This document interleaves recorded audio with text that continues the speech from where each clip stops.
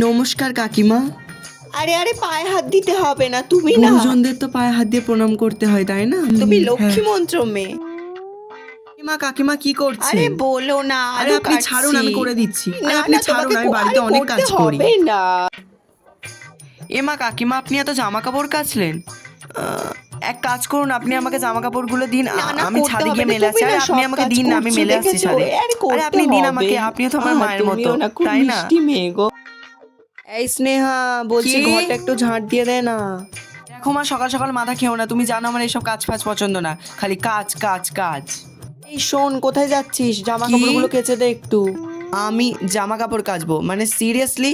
মানে আমি কেন করবো? আমি এসব পাই না, ঠিক আছে? আর আমি নেল আর্ট করিয়েছি বাবা, আমি এসব করতে পারবো না কোনো কাজ। খাওয়াটাও আজকে বন্ধ, বাইরে খেয়ে নিস। কোনো ব্যাপার না, আমি মেলে দিচ্ছি, আমি কেচে কিছু দিচ্ছি করতে জামা। হবে না, তুই ছাড়, আজকে আমি আরে রান্না মা, করবো আরে না। আমি করতে